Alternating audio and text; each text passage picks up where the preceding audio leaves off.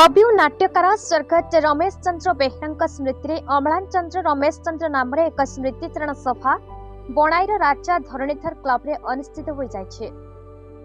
बणाईर सुप्रसिद्ध कवि और नाट्यकार रमेश चंद्र बेहेरा स्मृति में अम्लान चंद्र रमेश चंद्र नाम एक स्मृतिचारण सभा बणाई स्थित राजा धरणीधर क्लब रे अनुष्ठित हो जाइछे। रमेश चंद्र बेहेरा 1/3/1942 मसीह बणाई क्लब रो तेंडोरा ग्राम रे जन्म ग्रहण करथिले।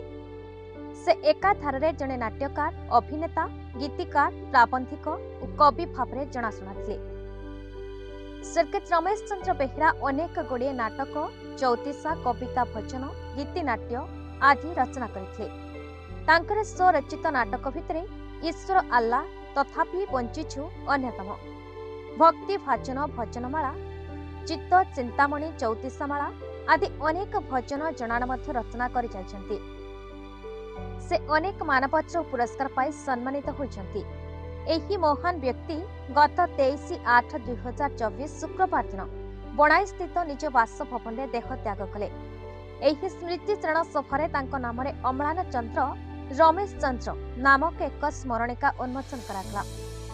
एही सभारे ओडिशा साहित्य एकाडेमी सभ्य राजीव पाणी, विशिष्ट कवि तारिणी चरण साहू, डॉक्टर कृपा सिंधु नायक, नाट्यकार अभिनेता प्रदीप कुमार अमात, कवि प्रफुल्ल कुमार महापात्र, शिक्षाविद प्रताप कुमार पट्टनायक, राजकुमार मोहंती, सुबेदार देवराज किसान, कवि गोपकृष्ण नायक, वरिष्ठ सांबादिक मनोरंजन दास, पूर्वतन थाना अधिकारी सुमन दत्त, बणाईर सांबादिक गण एवं ओडिशार विभिन्न साहित्य अनुष्ठान साहित्यिक माने जोग देथिले।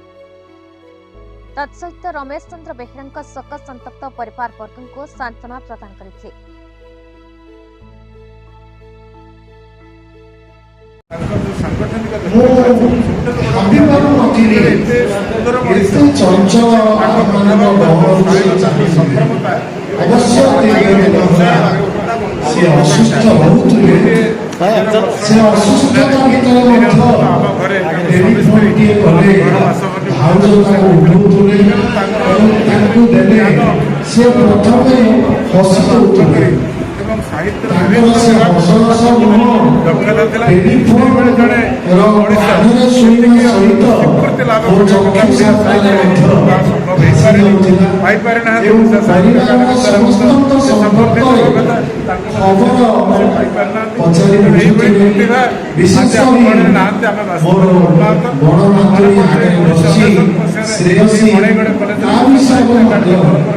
विराट साहित्य सुनाई